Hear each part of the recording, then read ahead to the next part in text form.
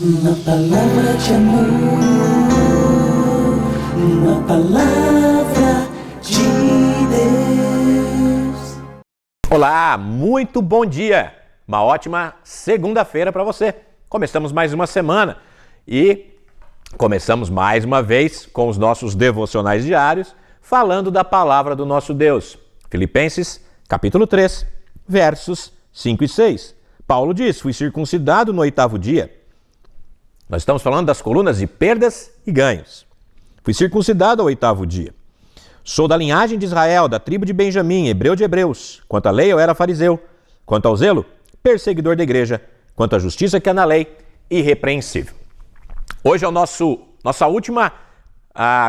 último item da lista de Paulo daquilo que era ganho que ele passa a considerar como perda.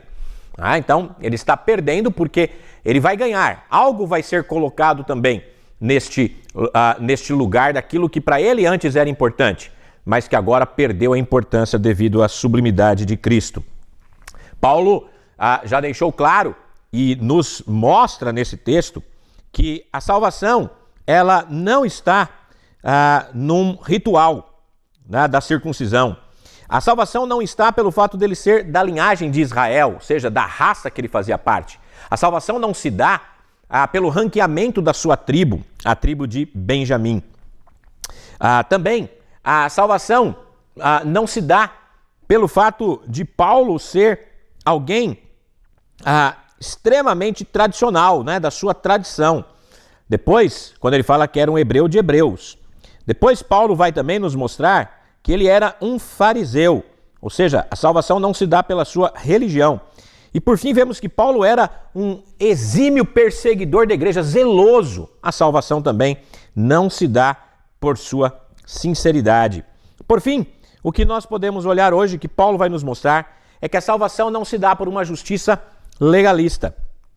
Paulo vai dizer, quanto à justiça que há na lei, irrepreensível. Antes de sua conversão, Paulo, aparentemente conformado com a justiça que há na lei, ele era assim. Mais uma vez, Paulo usa a lei no sentido amplo da tradição judaica, não apenas o Antigo Testamento, mas tudo o que compreendia a lei.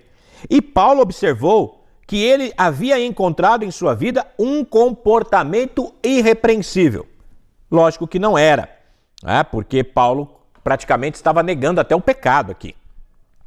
Isso era uma contradição para a teologia judaica e também para o seu testemunho, porque Paulo mesmo vai dizer, que diremos, pois? A lei é pecado? De maneira nenhuma. Pelo contrário, eu não teria chegado a conhecer o pecado se não fosse a lei, pois não teria conhecido a cobiça se a lei não dissesse, não cobiçarás. Mas o pecado, tomando ocasião pelo mandamento, despertou em mim a cobiça de toda espécie.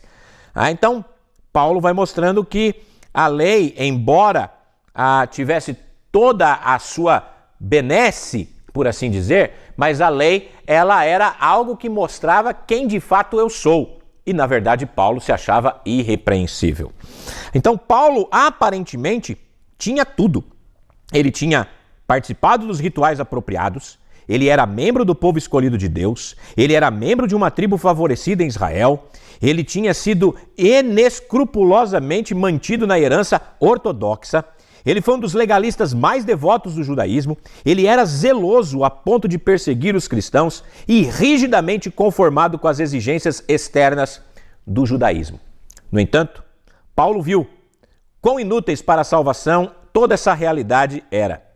Na verdade, ele entendeu que a salvação era pela graça, mediante a fé em Jesus Cristo, e que foi isso revelado a ele. O apóstolo não veio a acreditar que essas coisas eram boas ou más, por assim dizer, mas sim, ele entendeu que Cristo era muito melhor. Em vez disso, ele reconheceu que sendo Cristo muito melhor, então todas estas coisas perderam o seu valor, e ele viu o quanto elas não eram importantes. Elas eram mortais, porque o enganou. Ao pensar que ele estava certo com Deus, a falsa religião enganou a sua mente e, consequentemente, estava condenando a sua alma. Muitas pessoas caminham cegamente por este mesmo caminho.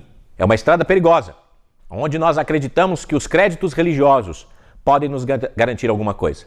Quando na verdade, somente Cristo, pela fé, é quem pode de fato nos transformar. Que Deus possa te abençoar. Eu quero orar por você neste momento. Nosso Deus e Pai, muito obrigado por esta oportunidade de falar da Tua palavra, por esta oportunidade de apresentar Jesus Cristo, o único e suficiente Salvador, aquele que muda, que molda e que transforma os corações. Abençoa cada um que nos ouve neste dia, que o Senhor os inunde com a Tua paz e que o pleno conhecimento de Cristo entre nos seus corações. Em nome de Cristo Jesus. Amém. Uma ótima segunda-feira. Até amanhã, se Deus assim nos permitir. Uma palavra de amor, uma palavra de